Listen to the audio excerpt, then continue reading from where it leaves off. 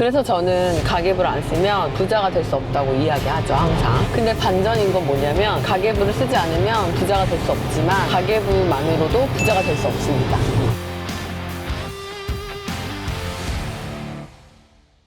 대표님, 지금 가계부 쓰고 계신가요? 지금은 가계부를 예전처럼 쓰고 있진 않습니다. 근데 가계부 안 쓰고 계신데 강의를 어떻게 하세요? 강의를 하지는 않고 가계부 챌린지라고 사람들이 종잣돈을 어떻게 모으고 돈을 어떻게 관리하는지를 알려주고 있어요. 그러면 대표님 마지막에 썼던 가계부가 언제예요? 저는 23년 초까지는 되게 타이트하게 가계부를 썼었고 그 이후부터는 체크하는 용도로만 가계부를 사용하고 있어요. 그 가계부를 혹시 안 쓰게 된 계기가 있나요? 자꾸 가계부를 안 쓴다라고 하는데 안 쓰진 않고 예전처럼 커피값 2,000원, 참치 3,000원 이렇게 쓰지 않을 뿐이지 지금도 어느 정도의 지출을 하고 있고 벌고 있는지는 따로 정리하고 있습니다. 근데 그렇게 디테일하게 쓰지 않는 이유가 저한테 가계부가 예전에는 아끼는 도구였다면 지금은 가계부가 돈을 더 잘 쓰게 하는 도구이기 때문에 그래요. 가계부라고 하면 돈 아끼는 목적으로 쓰잖아요. 근데 저같이 다양한 구조에서 수입이 들어오는 경우 여러 법인과 개인 사업을 하고 있는 경우에는 워낙에 기본적인 매출이 많기 때문에 어느 정도 매입도 해야 되거든요. 그럴 때는 현명한 소비가 중요해지기도 합니다. 그래서 지금 대표님이 하도 가계부 쓰라 하셔가지고 저도 쓰고 있는데 쓰면서도 뭐가 좋은지 모르겠거든요. 네, 일단 가계부를 쓰면은 첫 번째가 회계적 사고를 할 수가 있어요. 기본적으로 내가 얼마가 들어와서 얼마가 나가는지를 머릿속에 딱 넣고 있게 되는데 이게 사실 돈 관리의 기본이거든요. 이렇게 지출과 수입도 머릿속에 딱 넣고 기본적인 생각 가능해지게 되면 그걸 사업에도 적용을 해서 회계를 되게 잘 관리하실 수가 있어요. 제가 만나본 많은 자영업자분들 중에서 한 달에 어느 정도 버세요? 라고 물어봤을 때 정확하게 저 얼마 벌어요? 라고 얘기하시는 분이 별로 없었거든요. 근데 자영업자는 결국은 본인이 개인 사업을 직접 하는 거기 때문에 진짜 중요해요. 회계 부분이. 근데 기존에 돈 관리하던 습관이 없다면 사업에서도 적용하기가 어렵더라고요. 그래서 저는 가계부를 안 쓰면 부자가 될 수 없다고 이야기하죠, 항상. 근데 반전인 건 뭐냐면 가계부를 쓰지 않으면 부자가 될 수 없지만 가계부만으로도 부자가 될 수 없습니다. 그게 무슨 뜻이에요? 이제 두 번째 얘기를 할 건데 본인의 지출 상황을 파악하고 줄일 수 있는 부분을 줄이고 규모화해서 가잖아요. 그러면 되게 쉽게 종잣돈을 모을 수가 있어요. 근데 부자가 되기 위해서 투자를 해야 하는데 투자할 때 가장 중요한 게 또 종잣돈이에요. 그래서 돈 관리를 가계부를 통해서 한 사람들은 빨리 종잣돈을 모으게 되고 그래서 투자의 영역으로 조금 더 빨리 입문할 수 있게 됩니다. 그래서 가계부를 쓰지 않으면 돈을 모을 수 없고 돈을 모을 수 없으면 종잣돈이 없기 때문에 투자를 못 하게 되는 거예요. 저는 영원히 죽을 때까지 가계부를 쓰는 건 아니지만 종잣돈이 일정 부분 모일 때까지는 가계부가 큰 역할을 한다라고 말씀드립니다. 근데 아까 이야기 들어보니까 커피 한 잔 얼마 이런 거 이제 안 쓴다 하셨잖아요. 근데 그런 걸 써야지 대표님의 소비가 통제가 되고 더 좋게 아낄 수 있는 거 아닌가요? 세 번째 가계부의 장점이거든요. 몇천 원, 몇만 원, 몇백만 원 쓰고 안 쓰고는 의미가 없어요. 그런데 또 무서운 게 뭐냐면 처음에는 소비를 타이트하게 하기 위해서 가계부를 써요. 근데 이게 어느 정도 습관화가 되면 돈을 쓰고 싶어도 더 지출하지 않는 내 모습을 발견하게 됩니다. 라인을 거놓고 그 선을 넘지 않게 돼요. 근데 여러분 돈 아무리 많이 벌어도 나중에 돈 없어서 망하는 사람들 많이 보셨죠? 이게 본인이 어디까지 소비해야 되고 안 되는지에 대한 라인이 없기 때문인데 가계부를 써서 지출을 관리하고 규격화 하셨던 분들은 그 선을 넘지 않는 소비를 하지 않게 됩니다. 그래서 저는 가계부를 쓰게 되면 나중에 쓰지 않아도 그 습관이 남아있다 라고 말씀드려요. 그러면은 대표님은 데드라인이 어느 정도까지 걸려 있는 것 같아요? 한 달에 3천만 원? 그러면은 가족 식비나 생활비 싹 해서 3천만 원 쓰시는 거예요? 네.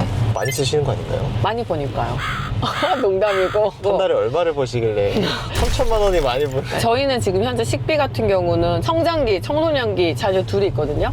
정말 많이 써도 100만 원 넘지 않습니다. 근데 돈을 그렇게 많이 버시는데 가족 식비가 100만이 넘지 않잖아요. 애들이 불만이 없어요? 없어요. 저희는 가난하고 못 살았던 시절이 있었고 지금 너무 행복하죠. 되게 애들이 소박해졌네요. 소박해진 게 아니라 별게 없습니다. 그러면은 대표님 생각으로 쓰는 게 중요해지는 시점에서 가계부를 잘 안 쓰게 된다 하셨잖아요. 그 시점이 언제라고 생각하세요? 본인이 일정 기간 동안에 가계부를 작성을 하시고 돈 관리를 하시잖아요. 그러면 우선 기본적으로 몸에 밴 습관이 만들어져요. 그럼 그때부터는 저는 타이트한 가계부는 안 쓰셔도 된다고 일단 얘기를 하고요. 그 다음에 개인 사업을 하시거나 아니면 법인을 운영하시면서 사업체가 좀 커지게 되면 본인이 관리할 수 있는 수준을 떠나게 되거든요. 되거든요. 그때부터도 이제 세무법인이나 이쪽에서 담당을 해주기 때문에 타이트한 가계부보다는 현명하게 소비하는 게 더 중요해지는 것 같습니다. 그래서 제가 되게 안타까웠던 게 뭐냐면 가계부가 아끼는데 포커스가 맞춰지잖아요. 그러면 결론적으로 그냥 평생 죽을 때까지 아끼기만 하시더라고요. 저도 이제 가계부만 쓸 때는 그런 줄 알았는데 시간이 지나고 투자라는 영역이 얼마나 중요해진지 알게 된 다음부터는 가계부를 종잣돈을 모으는 도구로 써야지 가계부만 쓰고 투자하지 않는다라고 하면 자본주의 사회에서 자산이 증가하지가 않습니다. 근데 가계부를 아끼면은 통장에 돈이 쌓이잖아요. 그러면 자산이 증가하는 거 아니에요? 통장에 있는 돈은 사실상 인플레이션 때문에 매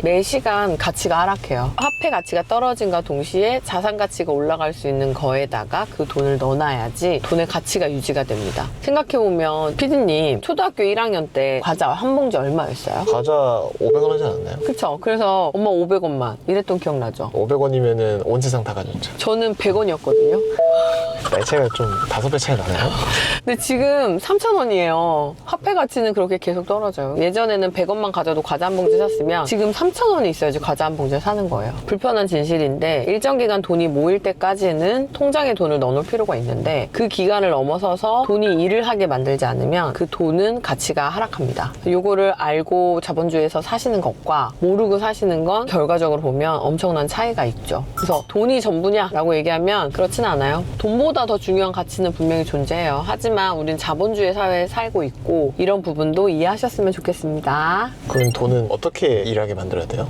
공부하셔가지고 자산 가치가 올라가는데 넣어놔야죠. 그렇게 피디님처럼 자꾸 저축만 하지 마시고요. 대표님도 넣어놓은 게 있나요? 저는 이제 통장에 돈이 있으면 불안해요. 그래서 뭐라도 해야 돼요, 항상. 뭐 하시는 거 있어요, 요즘에?